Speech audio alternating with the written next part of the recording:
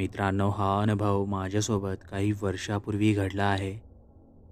तेव्हा मी एका नामांकित शहरातील हॉस्पिटलमध्ये कामाला होतो. तिथे कामाला असून मला साधारण 5 ते 6 महिने उलटून गेले होते. पण तसे विचित्र आणि भयावह अनुभव मला आतापर्यंत आले नव्हते. पण मी त्या हॉस्पिटलबद्दल खूपदा ऐकले होते. पण त्या गोष्टींवर मला मुळीच विश्वास नव्हता. असे काही या जगात घडूच शकत नाही, असे मला वाटायचे. पण बहुधा काही गोष्टी जेव्हा माणसासोबत घडतात, तेव्हाच त्यांना त्या गोष्टीची प्रचिती होते, असे मला त्या दिवशी समजले. त्या रात्री रविवार होता आणि काही तुरळक कर्मचारी सुट्टीवर सुद्धा होते. माझी ड्युटी ही शेवटच्या फ्लोअरवर होती. मी एक वॉर्ड बॉय आणि असे हॉस्पिटलमधील बरेच कामे मी सांभाळत असायचो. पण तशी कामाची सवय असल्यामुळे मला कामाबद्दल काहीच वाटत नव्हते. त्या दिवशी रविवार असल्यामुळे मला ओव्हरटाईम म्हणून काम मिळाले होते. त्यासाठी कधीही तत्पर मी असायचोच.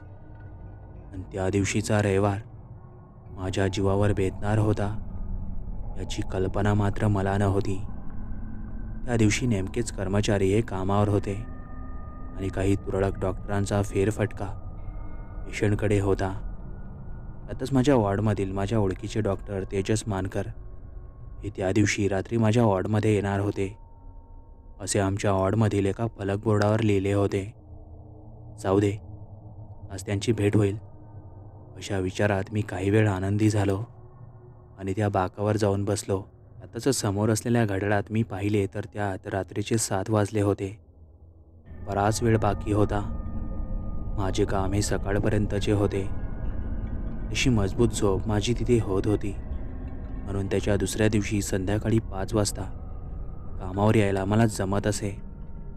मला तिथे रात्री 8 वाजता चहा मिळायचा.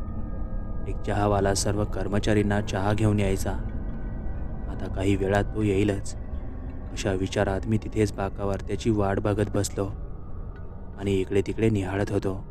त्यातच एक साधारण कोणीतरी चालत यायची चाहूल माझ्या कानी आली आणि मी ताडकान माझ्या वॉर्डच्या त्या भल्या मोठ्या दरवाजाकडे पाहिले तर तिकडे तो खरंच चहावाला मला दिसला. तो पाय उचलतच माझ्याकडे येत होता. मी त्याच्या चेहऱ्याकडे पाहून काही क्षण हसत होतो. तसा तो माझ्याकडे चालत येत होता. तसा तो माझ्यापर्यंत आला आणि मला म्हणाला, "काय रे, निवांत बसलाय? घे ना चहा, तुझ्यासाठी मी गरम आणलाय." त्यातच त्याने त्याच्या चहाच्या केटलीचा नळ चालू करून मला त्या एका स्टीलच्या कपामध्ये तो चहा दिला आणि तो चहावाला काही वेळ माझ्यासोबत बसून तिथून निघून गेला. आता त्या भल्या मोठ्या वॉर्डमध्ये मी एकटाच बसलो होतो. माझी नजर फक्त इकडे तिकडे पसरत होती आणि पूर्ण एरिया निहाळत होती. तेजस डॉक्टरांना यायला अजून बराच अवकाश होता. चहा घेतला होता म्हणून काहीशी तंदुरुस्ती माझ्या डोळ्यात होती. डॉक्टरांचा फेरफटका झाल्यानंतर आपण निवांत झोपू, असा मी मनातच विचार केला होता. सर्व पेशंट खालील वॉर्डमध्येच होते. मी ज्या वॉर्डमध्ये काम करायचो त्या वॉर्डमध्ये फक्त आपत्कालीनच पेशंट यायचे, त्यामुळे मला एवढे काही टेन्शन नव्हते.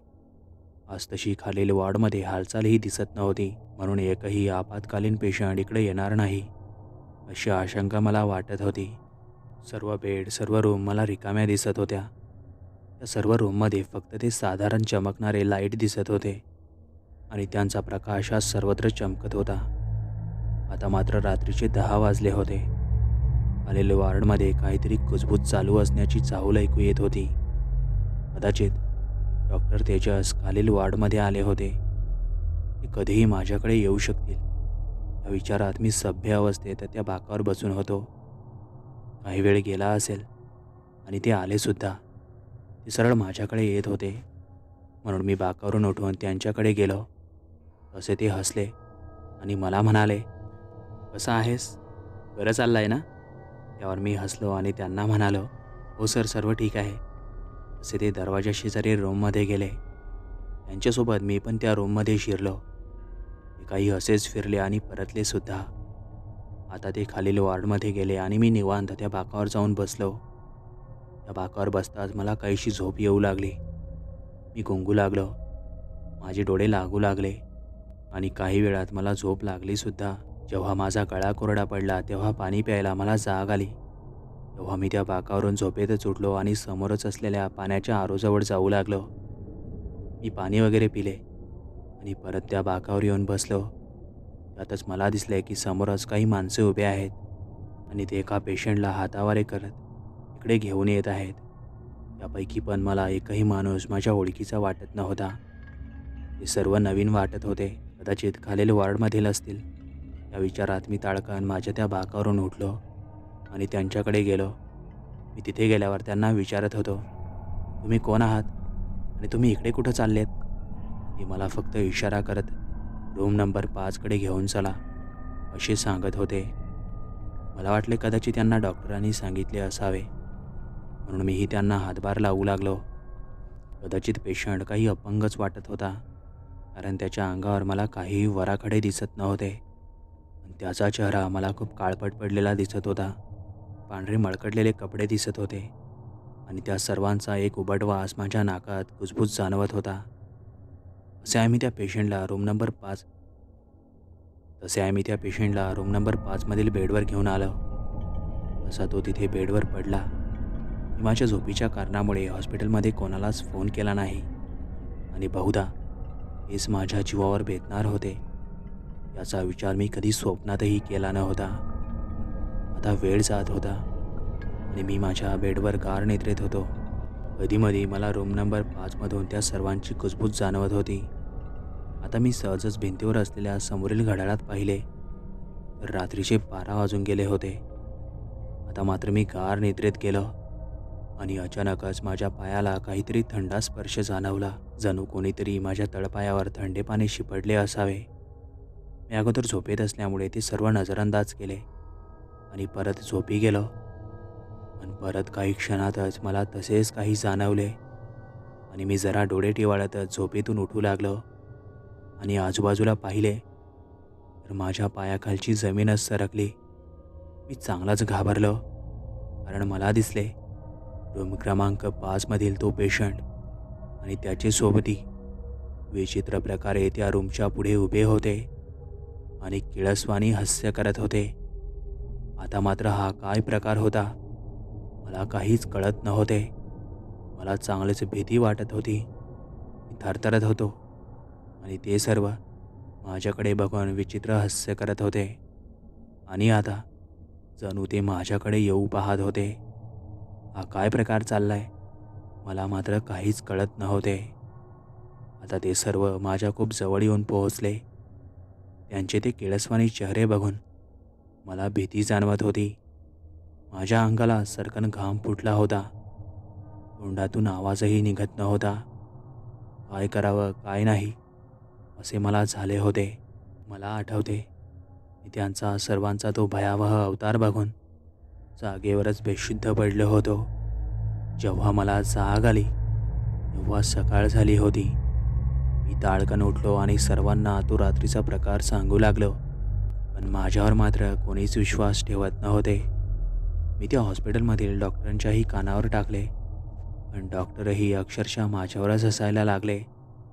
पण मी मात्र त्या दिवसपासून रविवारच्या ओव्हरटाईमला कधीच तिथे थांबत नाही. मित्रांनो, तुम्हाला हा अनुभव कसा वाटला आम्हाला नक्कीच कमेंट करून कळवा. आणि तुमच्याकडेही अशा काही कथा असतील, अनुभव असतील तर तुम्ही तुमच्या अनुभव आणि कथा आम्हाला आमच्या इंस्टाग्राम आयडीला पाठवू शकता किंवा तुम्ही आम्हाला मेलही करू शकता. हा अनुभव मला काही वर्षापूर्वी आला आहे. मित्रांनो, माझे नाव अभिषेक आहे आणि माझे वय 27 आहे. घरच्या आर्थिक परिस्थितीमुळे मी शहरात जाऊन स्थायी झालो. मुंबईसारख्या शहरात जाऊन काही पैसे कमावू आणि खालवलेली माझी घरची परिस्थिती आपण काहीतरी पुढे घेऊन जाऊ अशी माझी अपेक्षा होती. मी साधारण 25 वर्षाचा होतो तेव्हाच माझे लग्न आटपले. आता माझ्यावर आईवडिलांची जिम्मेदारी आली होती. हाती असलेल्या कामधंद्यामुळे पुरेसा पैसा हाती येत नव्हता, म्हणून घरचे ओझे आणखीनच वाढत जात होते. त्यावर पर्याय म्हणून मी माझ्या एका मित्राला फोन केला.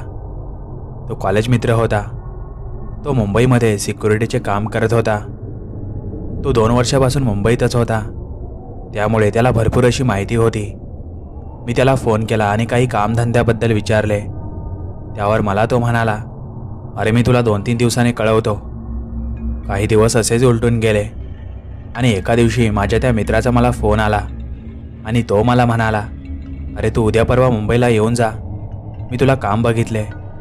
तसा मी खूपच आनंदी झालो आणि माझ्या त्या मित्रासोबत काही वेळ बोलून त्याचा फोन ठेवला. आता मी हे सर्व माझ्या घरीही सांगितले. घरचे जाम खुश झाले, पण काहीशी निराशा त्यांच्या चेहऱ्यावर होती. हे सर्व मी माझ्या पत्नीच्याही कानावर टाकले. ती काही वेळ आनंदी झाली, पण तिच्याही चेहऱ्यावर थोडी निराशा आता मला जाणवली. मी आता त्याच्या दुसऱ्या दिवशी सर्व माझी आवरावर केली आणि संध्याकाळी 6 वाजता निघायचा निर्णय घेतला. बघता बघता वेळ निघून गेला. संध्याकाळचे 6 वाजले आणि मी घरून निघालो. घरच्यांशी बोलून मी एकटाच पायी निघालो. माझे घर गावाच्याच बाहेर होते, म्हणून गावात जास्त काही बोंबाटा न करता मी एकटाच पाय उचलत निघालो. माझे वडील माझ्यासोबत फाट्यापर्यंत यायला मला म्हणत होते, पण मी त्यांना नाही म्हणालो. आता साधारण 15 ते 20 मिनिटात मी आमच्या गावच्या फाट्यापर्यंत पोहोचलो. आता अंधुक असा अंधार पसरला होता. साधारण 7 वाजता मला आमच्या गावच्या फाट्यावरून बस लागली. आता काही वेळातच मी त्या बसने आमच्या गावच्या जिल्ह्याच्या ठिकाणी येऊन पोहोचलो. मी बस स्थानकावरून रिक्षा केली आणि सरळ रेल्वे स्टेशनपर्यंत येऊन पोहोचलो. मला रात्री 9:30ला ट्रेन होती. इकडे तिकडे स्टेशन निहाळत रात्रीचे 9 वाजले. अर्ध्या तासात माझी ट्रेन येऊन पोहोचली. मी लगबगीने ट्रेनमध्ये बसलो आणि मुंबईकडे रवाना झालो. माझ्या त्या मित्राला फोन करून मी कळवले की मी उद्या सकाळपर्यंत मुंबईला पोहोचतो. तो त्याच्या कामावरून सुट्टी घेऊन मला स्टेशनवर घ्यायला येणार होता. मी काही ट्रेनचा रात्रीचा प्रवास करून मुंबईला जाऊन पोहोचलो. रेल्वे स्टेशनवर माझा तो मित्र मला घ्यायला आला होता. तो स्मितहास्य करत माझ्यापर्यंत आला आणि माझ्या हातातील एक लहान बॅग घेऊन तो मला स्टेशनच्या बाहेर घेऊन जाऊ लागला. मी त्याच्यासोबत गप्पा गोष्टी करत स्टेशनच्या बाहेर आलो. आता आम्ही एका रिक्षात बसलो आणि त्या रिक्षावाल्याने आम्हाला त्या माझ्या मित्राच्या बिल्डिंगपर्यंत नेऊन पोहोचवले. माझ्या त्या मित्राचेही लग्न झालेले होते. त्याला एक लहान गोंडस मुलगा होता. मी त्याच्या घरी काही वेळ बसलो. काही वेळानंतर तो मला माझ्या रूमपर्यंत घेऊन गेला.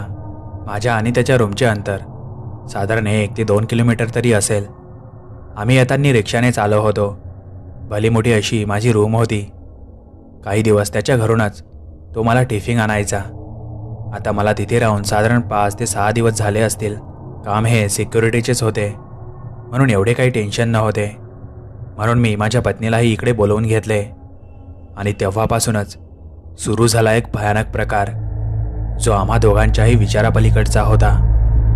आता मी सतत माझ्या कामावर जाऊ लागलो. कधी रात्रपाळी असायची तर कधी मला दिवसापाळीला जावे लागत असायचे. पत्नी त्या भल्या मोठ्या बिल्डिंगमध्ये एकटीच राहायची. मी घरी आल्यावरच ती रूमचा दरवाजा उघडत असायची. आमच्या रूमच्या शेजारी कोण राहायला आहे किंवा आजूबाजूला कोण राहते हे सुद्धा मला अजूनपर्यंत माहीत नव्हते. आता हळूहळू दिवस जात होते. आता असाच माझा 1 महिना तिथे निघून गेला. पगार आला. काही आईवडिलांनाही मी गावाकडे पैसे पाठवले. त्यांनाही तेवढी मदत झाली आणि आमच्या इकडे बरे चालू झाले. आता दुसऱ्या महिन्यामध्ये मी नाईट शिफ्ट करून सकाळी घरी आल्यावर माझी पत्नी मला नेहमी किरकिर करत सांगायची, अहो मला रात्री काहीतरी टाळ्या वाजवण्याचे आवाज कानी येतात आणि काही फुसफुसण्याचा आवाजही कानी येतो. मला तिचे हे सर्व बोलणे ऐकून हसू यायचा आणि मी तिला प्रत्युत्तर देत म्हणायचो, अगं तू वेडी आहे का? हे आपले शहर नाही की रात्री 12 वाजताच सुमसाम होईल. इकडचे लोक रात्री अपरात्री गप्पा गोष्टी करतात, त्यामुळे तुला आजूबाजूचा कुठला तरी आवाज येत असेल, त्यात एवढं काय घाबरायचे? माझ्या पत्नीने हे त्या दिवशी माझे सर्व बोलणे ऐकून घेतले. तिलाही माझ्या बोलण्यावर विश्वास पटला. मी त्या दिवशी दिवसभर आराम केला आणि रात्री 11 वाजता माझ्या कामावर गेलो. मला आता जवळजवळ त्या बिल्डिंगमध्ये राहून 1.5 महिना झाला होता, पण मला तिथे अजूनपर्यंत कोणीही दिसले नव्हते. ना एखादा व्यक्ती, ना एखादी स्त्री. जाऊ दे म्हणून मी त्याकडे लक्ष दिले नव्हते. तसे त्या रूमचे भाडे देत असताना मी त्या बिल्डिंगच्या मालकाला भेटलो होतो. त्यांचे शहरात एक कपड्याचे मोठे दुकान होते. मी तिथेच त्यांना भाडे द्यायला गेलो होतो. तो मालक मध्यम वयाचा माणूस होता, पण स्वभावाने तो खूपच समजदार होता. आता त्या दिवशी माझ्या पत्नीने सांगितलेल्या गोष्टीवर मी नजरअंदाज केले होते. त्या दिवशीही मी सकाळी घरी गेलो, फ्रेश वगैरे झालो. आज तर माझी पत्नी चांगलीच घाबरलेली वाटत होती. सकाळचा नाश्ता देत ती मला म्हणाली, "अहो, आज तर हद्दच पार झाली. आज रात्री साधारण 12 ते 1च्या दरम्यान आपल्या रूमच्या दरवाजापुढे कोणीतरी जोरजोरात टाळ्या वाजवत होते." आता तिचे हे सर्व ऐकून मला आश्चर्यच वाटले. मी आता तिची काही समजूत काढत तिला त्या दिवशी शांत केले. पण माझ्या मनात सारखा एकच प्रश्न होता, कोण असतील ते एवढ्या रात्री टाळ्या वाजवणारे? आपल्या शेजारी लहान मुले काय, आजपर्यंत मोठे माणसेसुद्धा दिसले नाही, आणि लहान मुले तर एवढ्या रात्री बाहेर येऊच शकत नाही. अशा असंख्य प्रश्नांनी मी त्या दिवशी गोंधळून गेलो. म्हणून मी त्या दिवशी रात्री नाईट शिफ्टला गेलोच नाही आणि माझ्या वरिष्ठ अधिकाऱ्यांकडून मी सुट्टी काढून घेतली. आज मला बघायचेच होते कोण खोडसळपणा करत आहे, त्यामुळे मी आज कामावरून घरीच राहणार आहे. हे सर्व मी माझ्या पत्नीलाही सांगितले. बघता बघता संध्याकाळ झाली. रात्री 7 ते 8 वाजता आमचे जेवण आटपले. काही गप्पा गोष्टी करत रात्रीचे 10 वाजले. मला आता झोप लागली. रात्री 11:30 वाजता मी हलकं होण्यासाठी उठलो. पत्नी सांगत होती तसा काहीही प्रकार मला जाणवत नव्हता. माझी पत्नीही गार झोपली होती. मी हलकं होऊन परत झोपी गेलो. आता जेव्हा मला जाग आली तेव्हा खरंच माझ्या रूमच्या दरवाजाजवळून मला काहीतरी टाळ्या वाजवण्याचा आवाज येऊ लागला. म्हणून मी आता माझ्या बेडवरून रागातच उठलो आणि रूमचा दरवाजा उघडला आणि मोबाईलची बॅटरी चमकवत बाहेर त्या अंधारात कोणी आहे का ते बघू लागलो. आणि मी माझ्या त्या बॅटरीच्या प्रकाशात जो प्रकार बघितला तो खूपच भयानक आणि विचित्र होता. तो प्रकार बघून मी लगेच रूमचा दरवाजा लावून रूममध्ये आलो. मी आता चांगलाच घाबरलो होतो. मी त्या रूमचा दरवाजा एवढ्या वेगात लावला की त्या आवाजाने माझी पत्नी झोपेतून ताडकन उठली. मला घाबरलेला बघून ते काय झाले विचारू लागली. मी तिला त्या रात्री तसेच टाळाटाळीचे उत्तर दिले. तो आवाज काहीसा येतच होता. माझ्या पत्नीलाही कळाले होते की मी दरवाजाबाहेर काहीतरी विचित्र प्रकार बघितला आहे, त्यामुळे तीही शांत होती. ती रात्रही कशीबशी निघाली. सकाळी माझ्या पत्नीने मला रात्रीच्या प्रकाराबद्दल विचारले. मी तिला आता सांगू लागलो, "अगं, मी जेव्हा रात्री रागातच दरवाजा उघडला तर मी पाहिले तिथे एक स्त्री उभी होती आणि ती जोरजोरात टाळ्या वाजवत होती. कदाचित ती तृतीय पंथ असावी. ती खूपच भयानक दिसत होती. ती साधारण वाटत नव्हती. तो काहीतरी वेगळाच प्रकार होता." माझी पत्नी हे सर्व ऐकून चांगलीच घाबरली. मी त्या रूम मालकाला सर्व प्रकार सांगितला. ते मला म्हणाले, "त्या इमारतमध्ये तुम्हा दोघांशिवाय कोणीच राहत नाही. तुला काही भ्रम झाला असेल, पण मला माहीत होते तो माझा भ्रम न होता." मी मात्र त्या दिवशी माझ्या त्या मित्राला कळवून गावी निघून आलो आणि परत एक चांगली रूम शोधून तिथे शिफ्ट झालो. मित्रांनो, तुम्हाला हा अनुभव कसा वाटला नक्कीच कमेंट करून कळवा. आणि तुम्ही अजूनपर्यंत आपलं चॅनल सबस्क्राईब केलं नसेल तर नक्की सबस्क्राईब करा.